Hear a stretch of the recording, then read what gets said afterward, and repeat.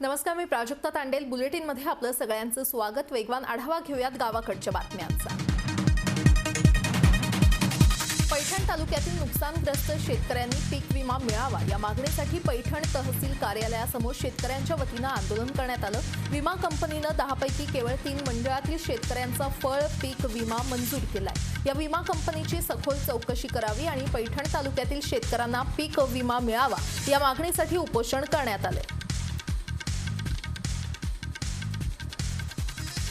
राज्य शासनाने सुरू केलेल्या पीक विमा योजनेअंतर्गत रत्नागिरी जिल्ह्यातील 18,569 शेतकऱ्यांनी फळपीक योजनेचा लाभ घेतला होता. यंदा आंबा आणि काजू बागायतदारांना 84,71,22,000 रुपयांचा परतावा मिळालाय. ही रक्कम शेतकऱ्यांच्या खात्यात जमा झालेली आहे, त्यामुळे शेतकऱ्यांना दिलासा मिळालाय.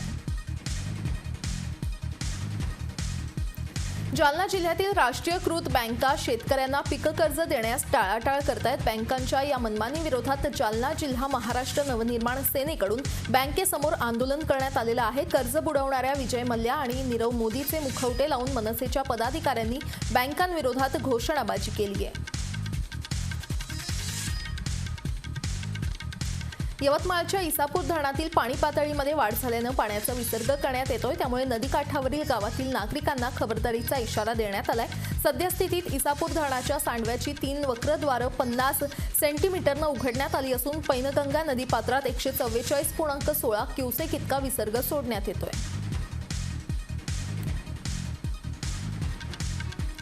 सांगलीतील खानापूर घाटमाथ्यावरील पोसेवाडी भागात 4 दिवसांपूर्वी मुसळधार पाऊस झाला होता. या मुसळधार पावसामुळे जमिनीची पाणी पातळी मोठ्या प्रमाणावर वाढलेली आहे. या गावाच्या भोवताली असलेल्या माळ रानावर पाणी फाउंडेशनचं मोठं काम झालं होतं. या कामांमुळे पावसाचं पाणी साठवण्यास मदत झाली, त्यामुळे पाणी पातळीमध्ये वाढ झाली आहे. यामुळे शेतकऱ्यांमध्ये मोठं समाधानाचं वातावरण आहे.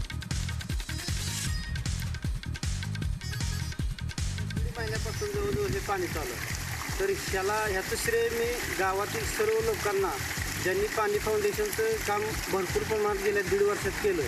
CCT असो, LBS असो, तलाव दुरुस्ती असो.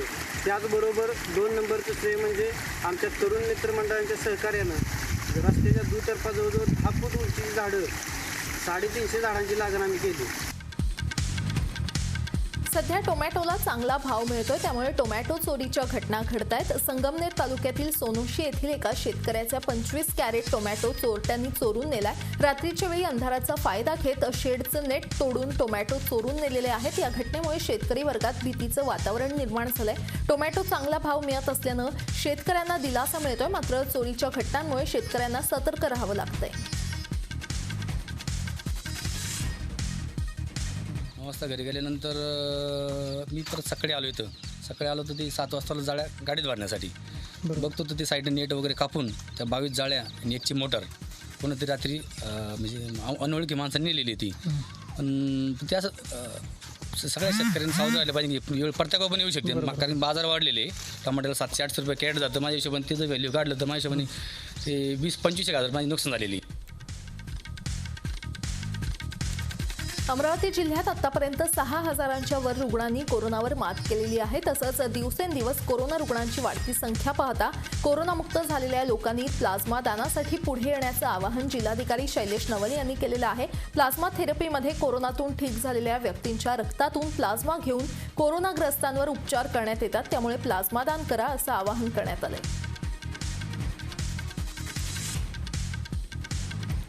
मराठा आरक्षणासाठी मराठा क्रांती मोर्चाच्या वतीनं परभणी जिल्ह्यातील सर्व आमदार खासदारांच्या घरासमोर निदर्शनं करण्यात आली.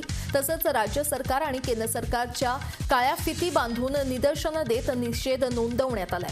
तसंच मराठा विद्यार्थ्यांचं नुकसान होऊ नये आणि मराठा आरक्षण नसलेली नोकर भरती यापुढे होऊ न देण्याची जबाबदारी राज्य शासनाने घ्यावी अशी मागणी देखील यावेळी करण्यात आली आहे. यवतमाळ जिल्ह्यामध्ये सध्या सुरू असलेल्या जनावरांच्या लंपी आजारावर नियंत्रण आणण्यासाठी प्रशासनाकडून प्रयत्न सुरू आहेत. जिल्ह्यात सध्या एकूण 4,03,000 जनावरं आहेत. पशु रुग्णालयात लस उपलब्ध झाल्यानंतर लसीकरण मोहीम राबवण्यात येते. तसंच पशुवैद्यकीय अधिकाऱ्यांकडून देखील शेतकऱ्यांना जनावरांची काळजी घेण्याबाबत मार्गदर्शन करण्यात येते. लंपी स्किन डिसीज नावाचा आजार झालेला आहे. जनावरांना हा आजार होऊ नये यासाठी आपण लसीकरण करत आहोत आणि ज्या जनावरांना आजार आलेला आहे अशासाठी सेप्ट्रॅक्झोन इंजेक्शन, मेलोनेक्स इंजेक्शन वगैरे आपण त्यांना देत आहोत. राज्यमंत्री बच्चू कडू यांच्या संकल्पनेतून साकारलेल्या दिव्यांग रोजगार योजनेतून एका तरुणाने उद्योग सुरू केलेला आहे. 20 दिवसात त्याने 1,50,000 रुपये विक्रीला येतील अशा अगरबत्ती तयार केलेल्या आहेत. याला आता बाजारपेठ उपलब्ध करण्याचं कामकाज सुरू आहे. त्यामुळे आता दिव्यांगांना एकाच छताखाली रोजगार मिळालाय.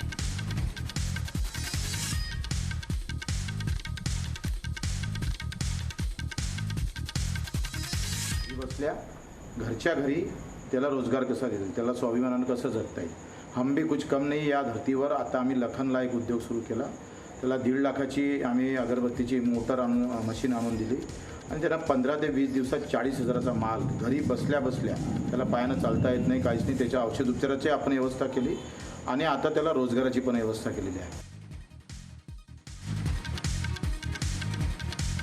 साताऱ्यातील पोलीस दलाच्या वतीनं अवघ्या 5 दिवसात 30 बेड्सचं स्वतंत्र रुग्णालय उभारण्यात आलेलं आहे. सातारा पोलीस कवायत मैदानाच्या ठिकाणी हे रुग्णालय तयार करण्यात आलेलं आहे. कोरोनाबाधित पोलीस कर्मचाऱ्यांना या रुग्णालयाचा चांगलाच फायदा होणार आहे. त्यासोबतच सामान्य नागरिकांसाठी सुद्धा काही बेड्स राखीव ठेवण्यात आलेत. या रुग्णालयाचा लोकार्पण सोहळा सातारा जिल्ह्याचे पालकमंत्री बाळासाहेब पाटील, विधान परिषद सभापती रामराजे नाईक निंबाळकर, आमदार जयकुमार गोरे यांच्या उपस्थितीत पार पडलाय. हे अत्यंत महत्त्वाचा हा उपक्रम आहे. आवश्यकता होती, कारण सध्याची कोविडची परिस्थिती पाहता मेडिकल इन्फ्रास्ट्रक्चरवर खूप मोठा ताण आलेला आहे आणि अशामध्ये जो समाजाचा पाठीचा कणा असतो तो म्हणजे पोलीस. आणि जर पोलीसच आजारी पडले तर त्यांना देखील बेडची सुविधा उपलब्ध असावी, त्यांना देखील एक चांगल्या प्रकारचं उपचार उपलब्ध असावं आणि ते आमच्या स्वतःच्या देखरेखीत असावं. या कल्पनेतून हे कोविड सेंटर उभारण्यात आलेलं आहे. हे जे आहे सेकंडरी ICU सेंटर आहे. याच्यामध्ये सर्व व्यवस्था केलेली आहे, ज्याच्यामध्ये व्हेंटिलेटरपासून एक्सरे मशीनपर्यंत सगळं ठेवलेलं आहे. मग जे कोविडच्या उपचाराला जे लागतं ते एक अद्ययावत अशा प्रकारचं एक छोटं कोविड हॉस्पिटलच याला म्हणूया. हे 30 बेडचं हॉस्पिटल आणि 5 रिकव्हरी बेड असं एकूण 35 बेडचं हे हॉस्पिटल तयार केलेलं आहे. मराठवाड्याची तहान भागवणारं जायकवाडी धरण तुडुंब भरल्यानं धरणाचे 18 दरवाजे उघडण्यात आलेले आहेत. धरणाचे दरवाजे 2 फुटांच्या उंचीने उघडले असून नदीकाठच्या गावांना सतर्कतेचा इशारा देण्यात आलाय. सध्या 37,000 क्युसेक वेगानं पाण्याचा विसर्ग जायकवाडीमधून सुरू आहे आणि जायकवाडी धरणातून गोदावरी नदीपात्राला विसर्ग वाढवण्यात आलाय. सांगलीमध्ये प्रशासनाच्या वतीनं 10 दिवस जनता कर्फ्यू पाळण्याचा निर्णय घेण्यात आलेला आहे. मात्र सांगलीकर प्रशासनाच्या आवाहनाला प्रतिसाद देताना दिसत नाहीयेत. त्यामुळे सांगलीमध्ये पोलीस बळाचा वापर करण्याची वेळ प्रशासनावर आली आहे. त्याचबरोबर नियम मोडणाऱ्यांवर कडक कारवाई करण्याचे आदेश काल पालकमंत्री जयंत पाटील यांनी दिलेत. राज्यातील सर्वात मोठे धरण असलेल्या उजनी धरणात 100% भरलेलं आहे. पाणी पातळी 497.27 मीटरवर पोहोचली आहे. अद्यापही दौंडमधून 8,645 आणि बंड गार्डनमधून 6,592चा विसर्ग उजनी धरणात मिसळतोय. व्यवस्थापनाने भीमेच्या पात्रात उजनी धरणातून 20,000 क्युसेकपेक्षा जास्त पाणी सोडले. त्यामुळे भीमा नदी दुथडी भरून वाहते. रस्त्यांवरील खड्ड्यांवरून आता मनसे आक्रमक झाल्याचं पाहायला मिळतंय. पाथर्डीतील राष्ट्रीय महामार्गाचं कार्यालय मनसेच्या कार्यकर्त्यांनी फोडले. चक्क पाथर्डी रस्त्यावरील खड्ड्यात मासेमारीचा परवाना देण्याची मागणी यावेळी मनसेकडून करण्यात आली आहे. रस्त्याच्या निकृष्ट कामामुळे मार्गावर मोठे खड्डे पडलेत आणि खड्ड्याच्या काठावर मासेमारी पर्यटन व्यवसायासाठी परवानगी मिळावी अशी खोचक मागणी यावेळी मनसेकडून करण्यात आली आहे. कोल्हापुरात मराठा आरक्षण संघर्ष समितीच्या वतीनं 23 तारखेला कोल्हापुरात गोलमेज परिषद आयोजित करण्यात आली आहे. या परिषदेमध्ये आरक्षणासोबतच शिक्षण शुल्क माफी, सारथीचे सक्षमीकरण, बलिदान दिलेल्या कुटुंबियांना नोकरी, शिवस्मारक आदी 12 प्रमुख मुद्द्यांवर विचार मंथन करण्यात येणार आहे. सध्या संसदेचं अधिवेशन सुरू असून यामध्ये मराठा आरक्षणाचा ठराव महाराष्ट्रातील खासदारांनी मंजूर करून घ्यावा. तसं न झाल्यास त्यांचं प्रतिकात्मक पुतळे जाळण्याचा इशारा देखील यावेळी त्यांनी दिला आहे. 25 वर्षापासून ज्या ज्या संघटना या मराठा आरक्षणासाठी काम केल्या त्या सगळ्या संघटना एकत्र करून त्यामध्ये पुढील आंदोलनाची दिशा ठरवणार आहोत. दुसरी गोष्ट, आज आम्ही केंद्र सरकारचा आणि राज्य सरकारचा या ठिकाणी निषेध करतो, कारण मराठा समाजाला आरक्षण निवडणुकीच्या तोंडावर देऊन आज मराठा समाजाला आरक्षणापासून वंचित ठेवायचं काम या सगळ्याच दोन्ही सरकारने केलेलं आहे. आणि आत्ताचे जे महाविकास आघाडी आहे यांनी जर आम्हाला काही आमच्या वेळेत जर आरक्षण दिलं नाही, मग ते अध्यादेश काढून द्या, अन्यथा कुठल्याही मार्गाने द्या. अन्यथा आम्ही 23 तारखेच्या गोलमेज परिषदेमध्ये, राज्यव्यापी परिषदेमध्ये एक मोठं आंदोलनाची दिशा ठरवून तुम्हाला अल्टिमेट देऊन त्यानंतर राज्यात अतिशय प्रक्षोभक असं आंदोलन करायची भूमिका आम्ही 23 तारखेच्या गोलमेज परिषदेमध्ये घेणार आहोत. सोलापूर महानगरपालिकेची सर्वसाधारण सभेला दिरंगाई झाली. सभागृह 1.5 तास उशिरा सुरू झालं नाही, त्यामुळे विरोधक असलेल्या वंचित बहुजन आघाडीच्या नगरसेवकांनी सभागृहातील आयुक्तांची खुर्ची महापौरांच्या केबिनमध्ये नेऊन पालिका कारभाराविरोधात घोषणा दिल्या. संतापलेल्या वंचित बहुजन आघाडीच्या नगरसेवकांनी उग्र रूप धारण केल्यानं महापालिकेत खळबळ उडाली होती. 1 ऑक्टोबरपासून ताडोबात पर्यटन सुरू होण्याची शक्यता आहे. चंद्रपूरसह देशभरातील व्याघ्रप्रेमींसाठी ताडोबा अंधारी व्याघ्र प्रकल्प पर्यटनासाठी खुला होणार असल्याची माहिती मिळते. 1 ऑक्टोबरपासून ताडोबा अंधारी व्याघ्र प्रकल्पात पर्यटनाला पुन्हा सुरुवात करण्यासंदर्भात ताडोबा प्रशासन सकारात्मक आहे. त्यामुळे 16 सप्टेंबरपासून ताडोबातील ऑनलाईन बुकिंग सुरू होणार असल्याची माहिती मिळते. पर्यटनासंदर्भात मार्गदर्शक तत्त्व जाहीर करून कडेकोट पालन करण्याचं आवाहन प्रशासनाच्या वतीनं करण्यात आले.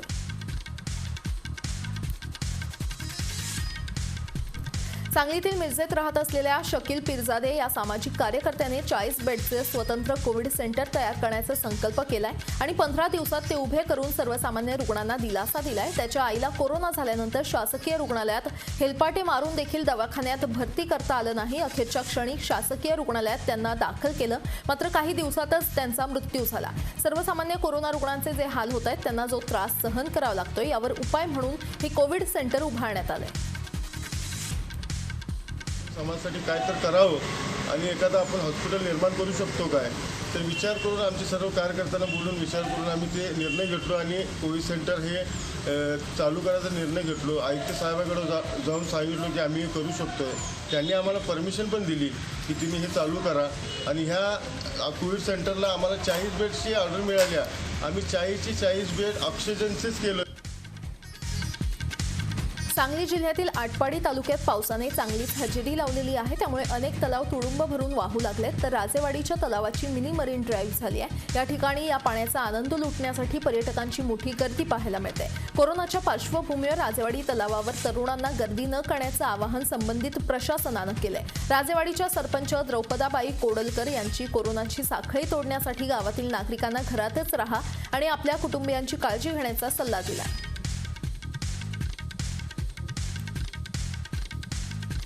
नांदेड जिल्ह्यात रात्री झालेल्या मुसळधार पावसामुळे गोदावरी नदीवरील विष्णुपुरी प्रकल्पाचे 3 दरवाजे उघडण्यात आले. या प्रकल्पातून 49,898 क्युसेक वेगानं पाण्याचा विसर्ग सुरू आहे. जिल्हा प्रशासनाने नदीकाठच्या गावांना सतर्कतेचा इशारा दिलाय. गोदावरी नदीवरच्या क्षेत्रात पाऊस झाल्यानं विष्णुपुरी प्रकल्प 100% भरले. त्यामुळे प्रकल्पात पाणी वाढल्यानं प्रशासनानं एकापाठोपाठ प्रकल्पाचे 3 दरवाजे उघडलेले आहेत. हवामान खात्यानं आजही पावसाची शक्यता वर्तवली असल्यानं आणखी प्रशासनाने सतर्कतेचा इशारा दिला. चंद्रपुरातील सावली वनपरिक्षेत्रात बिबट्याचा बछडा जखमी झाला होता. या बिबट्याला पाहण्यासाठी गावकऱ्यांनी मोठी गर्दी केली आहे. स्थानिक गावकऱ्यांनी याची माहिती वनविभागाला दिली, मात्र वनविभागाचे कर्मचारी घटनास्थळी पोहोचण्याआधीच बिबट्याचा मृत्यू झाला. मृत बिबट्याचा वनविभागाकडून पंचनामा सुरू आहे. पुण्यश्लोक अहिल्याबाई होळकर सोलापूर विद्यापीठाच्या वसतिगृहातील 150 विद्यार्थ्यांचं सर्व सामान आणि परीक्षेच्या महत्त्वाच्या नोट गायब झाल्याचा धक्कादायक प्रकार समोर आलाय. या विद्यार्थ्यांचं वसतिगृह कोरोना रुग्णांच्या अलगीकरणासाठी वापरण्यात येतंय. या काळातच हे सामान गायब झालंय. त्यामुळे परीक्षा कशी द्यायची असा प्रश्न विद्यार्थ्यांसमोर पडलाय. या विद्यार्थ्यांचं वसतिगृह कोरोना रुग्णांच्या अलगीकरण कक्षासाठी अधिग्रहित करण्यात आलं होतं.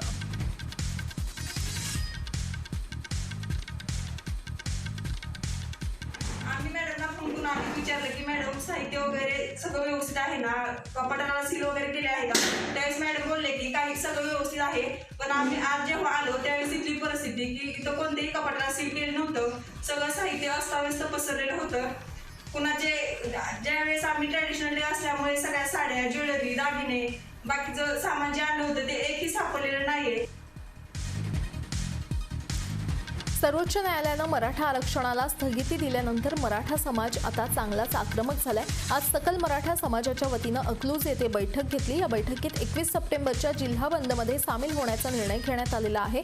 तसंच 21 सप्टेंबरपर्यंत गनिमी काव्यानं केंद्र आणि राज्य सरकार विरोधात आंदोलन केलं जाणार आहे. सर्व राजकीय पक्षांचं श्राद्ध देखील घातलं जाणार आहे.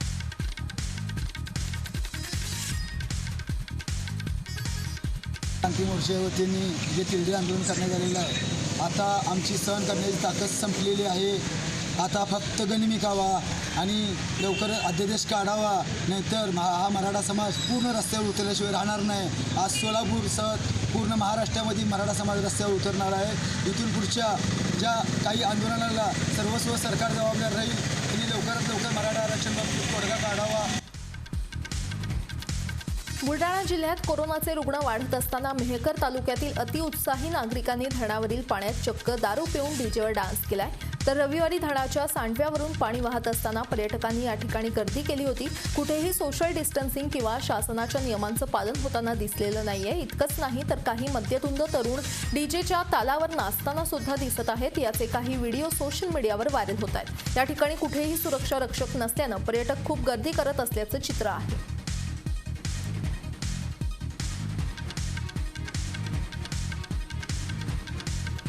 अलिबाग तालुक्यातील थेरोंडा समुद्रकिनारी भला मोठा मृत मासा आढळून आलेला आहे. सडलेल्या अवस्थेत असल्यानं या माशाचे तुकडे तुकडे समुद्रात आढळलेले आहेत. त्यामुळे तो कोणत्या जातीचा आहे हे नेमकं सांगता येत नाहीये. मात्र तो ब्रायडस वेल जातीचा असावा असा अंदाज वर्तवला जातो. याबाबत खात्री करण्यासाठी त्याचे DNA सॅम्पल घेण्यात आले असून ते तपासणीसाठी पाठवले जाणार आहेत. या माशाची लांबी अंदाजे 40 फूट इतकी असावी.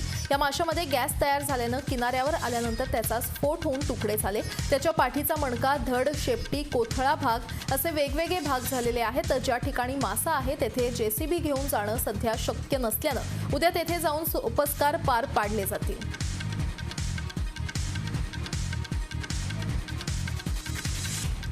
गोंदिया जिल्ह्यातील पर्जन्यमान बघता 14 सप्टेंबरपर्यंत सरासरी 1210 मिलीमीटर पाऊस होणं अपेक्षित आहे. मात्र सरासरी 1046 मिलीमीटर पाऊस झालाय. त्यामुळे अद्याप 164 मिलीमीटर पावसाची तूट कायम आहे. आता सप्टेंबर महिना अर्धा लोटला असूनही पाऊस बरसण्याचे फारसे चिन्ह दिसत नसल्यानं ही तूट वाढण्याचीच शक्यता वर्तवली जाते. गोंदिया जिल्ह्यात पावसाचा जिल्हा म्हणून ओळखला जातो. मागच्या वर्षी जिल्ह्यात 92% पावसाची नोंद झाली होती.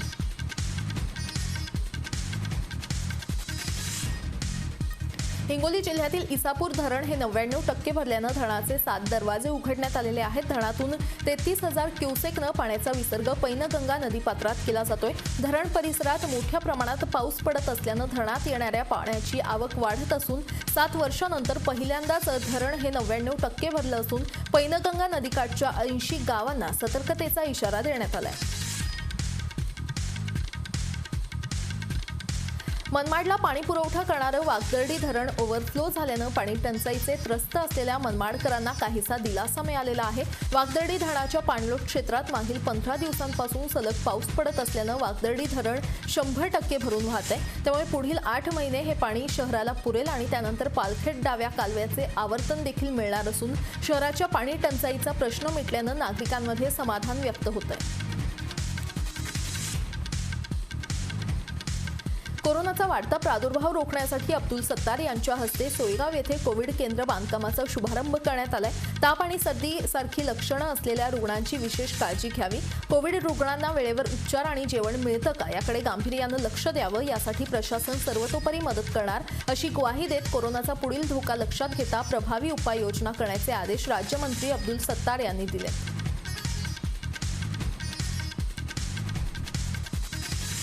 उस्मानाबाद जिल्ह्यातील उमरगा तालुक्यातील तलमोड येथे शेतात भला मोठा अजगर आढळून आला. सर्पमित्र संदीप चौगुले यांनी शिताफीने या अजगराला पकडले आणि वनविभागाकडे सुपूर्द केले. तब्बल 18 फुटांचा हा अजगर होता. अजगर मोठा दिसत असला तरी तो बिनविषारी असल्यानं त्याला घाबरण्याचं काही कारण नसल्याचं सर्पमित्रांनी म्हटलंय.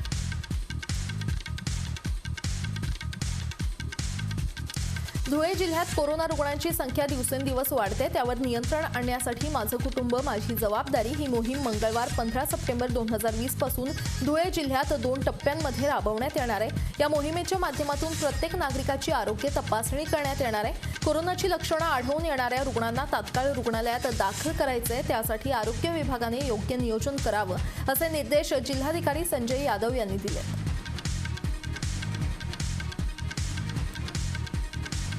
पेण तालुक्यातील गणेश मूर्तिकारांचे निसर्ग चक्रीवादळातही मोठं नुकसान झालेलं आहे। सरकारने इतर सर्व नुकसानग्रस्तांना मदत दिली, मात्र गणेश मूर्तिकारांना अद्याप कुठलीही मदत मिळालेली नाही। राज्य सरकारने त्यांनाही मदत देण्याचं जाहीर केलं होतं, पण मदत न मिळाल्याने गणेश मूर्तिकार नाराज होते। रायगडचे खासदार सुनील तटकरे यांनी या गणेश मूर्तिकारांची भेट घेऊन त्यांच्या भावना जाणून घेतल्या आणि मूर्तिकारांना मदत मिळवून देण्याचं आश्वासन तटकरे यांनी यावेळी दिलंय। मी उद्या परवा लोकसभेमध्ये या विषयावरती बोलण्याचाही प्रयत्न करेन।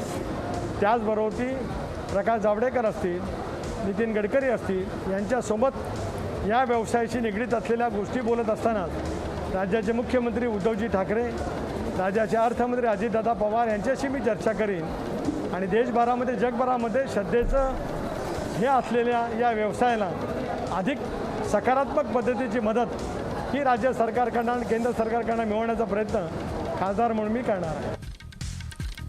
चंद्रपूर जिल्ह्यातील कोरोना बाधितांची संख्या दिवसागणिक वाढते। आज कोरोना रुग्णांची संख्या 6058 वर पोहोचलेली आहे। यापैकी कोरोनातून 3405 बाधित बरे झालेत, तर सध्या 2575 बाधितांवर उपचार सुरू आहेत आणि कोरोनामुळे जिल्ह्यात 71 मृत्यूची नोंद झाली आहे।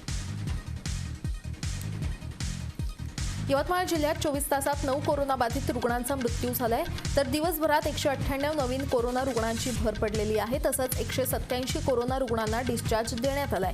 सध्या जिल्ह्यात 1279 ऍक्टिव्ह रुग्ण असून 274 जण होम क्वारंटाईन आहेत। जिल्ह्यात एकूण पॉझिटिव्ह रुग्णांची संख्या 5908 इतकी झाली। जिल्ह्यात आतापर्यंत कोरोनामुळे 159 जणांना मृत्यू झालाय। हिंगोली जिल्ह्यातील औंढा नागनाथ पंचायत समितीमध्ये एक कर्मचारी कोरोना पॉझिटिव्ह आढळून आलेला आहे, त्यामुळे 13 तारखेपासून 3 दिवस पंचायत समिती बंद राहणार आहे। पंचायत समितीसह परिसर प्रतिबंधित क्षेत्र म्हणून घोषित करण्यात आलेला आहे। एरवी पंचायत समिती गजबजलेलं असतं, मात्र आज पंचायत समिती परिसरात शुकशुकाट पाहायला मिळालाय। अमरावतीतील तिवसा तालुक्यातील शेंदोळा बुजुर्ग येथे सूर्यगंगा नदीत पोहण्यास गेलेल्या दोघांचा बुडून मृत्यू झाल्याची दुर्दैवी घटना घडली। गंगाधर गजबे हे आपल्या नागपूर येथील मित्रासोबत शेंदोळा गावात आले होते, तर गावातील नदीत दोघंही अंघोळ करण्यास गेले असता दोघांचा पाण्यात बुडून मृत्यू झालाय। शोध आणि बचाव पथकानं दोन्ही मृतदेह शोधून काढले।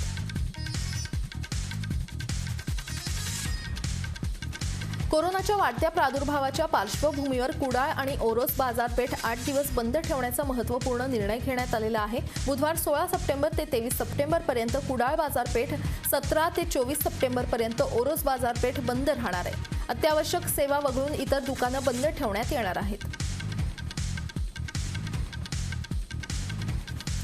बुलडाणा जिल्ह्यात आंतरजिल्हा, आंतरराज्य आणि शिवशाही बस वाहतूक आजपासून सुरू करण्यात आलेली आहे। 50% प्रवासी क्षमतेसह या बस धावणार आहेत। तसंच प्रवासादरम्यान प्रत्येक प्रवाशाला मास्क घालणं बंधनकारक राहील। सर्व बसेस निर्जंतुकीकरण करून चालवण्यात येत आहेत। तसंच प्रवाशांची गर्दी वाढल्यास आवश्यकतेनुसार फेऱ्यांमध्ये वाढ करण्यात येणार आहे। बुलडाणा जिल्ह्यातील नव्या 85 कोरोना रुग्णांची भर पडली, तसंच 118 रुग्णांनी कोरोनावर मात केल्यामुळे त्यांना डिस्चार्ज देण्यात आलाय। अकोला जिल्ह्यात शासकीय वैद्यकीय महाविद्यालयातील प्रयोगशाळा चाचणीमध्ये 143 जणांची कोरोना चाचणी करण्यात आलेली आहे। त्यापैकी 77 जण कोरोना बाधित असल्याचं आढळले। एकूण तपासणीमध्ये 40% अधिक बाधित आढळण्याची आठवड्यातील ही दुसरी वेळ आहे। दरम्यान 2 जणांचा कोरोनामुळे बळी गेलाय। जिल्ह्यातील कोरोनामुळे मृत्यूचं सत्र सुरू असल्यानं प्रशासनाच्या चिंतेत वाढ झाली आहे। अकोल्यामध्ये कोरोना काळात शेती आणि शेतकरी विरोधात जून महिन्यात काढलेले अध्यादेश ताबडतोब मागे घेण्यात यावे। रेल्वे, भारतीय जीवन विमा, भारतीय पेट्रोलियम आणि इतर सरकारी कंपन्यांचे सेवांचे खासगीकरण रद्द करावे। शेतकऱ्यांना संपूर्ण कर्जमुक्ती देण्यात यावी आदी मागण्यांसाठी भारतीय कम्युनिस्ट पक्षाचे जिल्हाधिकारी कार्यालयासमोर निदर्शनं करण्यात आली आहेत। वर्धा जिल्ह्यात दिवसेंदिवस कोरोना रुग्णांची संख्या वाढते. सोमवारी जिल्ह्यात 7 कोरोना बाधित रुग्णांचा मृत्यू झालाय, तर जिल्ह्यातील कोरोना बाधित रुग्णांचा मृत्यूचा आकडा अर्धशतक पार करतोय. मृतांमध्ये वर्धा, हिंगणघाट, आर्वी आणि पुलगाव येथील रुग्णांचा समावेश आहे. शेतकऱ्यांसाठी राज्य सरकारने एक महत्त्वपूर्ण निर्णय घेतलाय. शेतकऱ्याला आता आपल्या जमिनीच्या नोंदी घर बसल्या पाहता येणार आहेत. भूलेख महाभूमी गव्हर्नमेंट.in या वेबसाईटवर जमीन मालकाला जमिनीबाबतच्या फेरफाराच्या नोंदी दिसू शकतात. जमिनीबाबत शेतकऱ्यांची फसवणूक टाळण्यासाठी राज्य सरकारने हा महत्त्वपूर्ण निर्णय घेतलाय. तानसा आणि भीमाशंकर अभयारण्य लगतच्या ठाणे, पालघर, पुणे या जिल्ह्यातील अनुसूचित क्षेत्रात समाविष्ट असलेल्या एकूण 187 गावातील इको सेन्सिटिव्ह झोन रद्द करून तेथे वनाधिकार आणि पेसा कायद्याची अंमलबजावणी करण्यात यावी. तसंच तानसा इको सेन्सिटिव्ह झोनच्या नावावर वन विभागाने जो आदिवासींचा छळ चालवलेला आहे, पिकाची नासाडी, बांध तोडणं असे उद्योग सुरू केलेले आहेत, ते त्वरित थांबवावे अशी विनंती किसान सभेच्या वतीनं राज्यपाल भगतसिंग कोश्यारी यांच्याकडे करण्यात आली आहे. मराठा समाजातील विद्यार्थ्यांचं आरक्षणाअभावी मोठं नुकसान होतंय. मराठा समाजाच्या आरक्षणावरील बंदी तातडीनं उठवून मुख्यमंत्र्यांनी मराठा समाजाला आरक्षण द्यावं अशी मागणी भाजपा युवा मोर्चानं जालन्यात तहसीलदार श्रीकांत भुजबळ यांना निवेदन देऊन केलेलं आहे. दरम्यान या निवेदनाची दखल घेऊन मराठा समाजाला तात्काळ आरक्षण न दिल्यास आणखी तीव्र आंदोलन केलं जाईल असा इशारा देखील भाजपा युवा मोर्चाकडून देण्यात आलाय. संगमनेर तालुक्यातून जाणाऱ्या पुणे नाशिक महामार्गावरील कर्जुले पाठार या ठिकाणी एटीएम कॅश वाहून नेणारी कार 3 ते 4 दिवसांपासून रोडवर उभी असल्याचं चित्र पाहायला मिळतंय. तालुक्यातील घारगाव येथे एटीएममध्ये पैसे टाकण्यासाठी ही कार जात असते. मात्र कर्जुले पाठार या ठिकाणी ही कार 2 ते 3 दिवसांपासून बेवारसपणे उभी असल्यानं आता सगळ्यांकडूनच कुतूहल व्यक्त करण्यात येत आहे. संबंधित विभागाने लक्ष देण्याची गरज निर्माण झाली आहे. दिवसेंदिवस कोरोनाबाधित रुग्णांची संख्या वाढते, मात्र नागरिक बेफिकर असल्याचं दिसून येते. मालेगावमधील बाजारपेठेत नागरिकांची गर्दी कायम असल्यानं कोरोना संसर्गाची भीती वाढलेली आहे. बाजारपेठेत जाताना फिजिकल डिस्टन्सिंगचं पालन करावं, चेहऱ्यावर मास्क किंवा रुमालाचा वापर करावा, कुठेही गर्दी होणार नाही याची दक्षता घ्यावी अशा सूचना पोलीस प्रशासनाने दिलेल्या आहेत.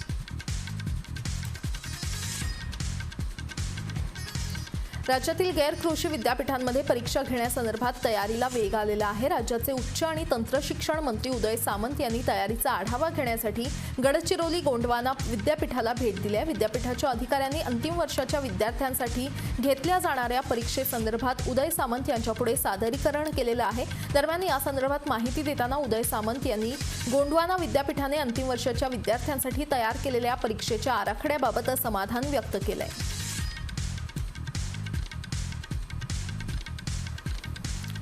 यासोबतच बुलेटिनमध्ये वेळ झाले इथेच थांबण्याची. पाहत राहा लोकशाही न्यूज.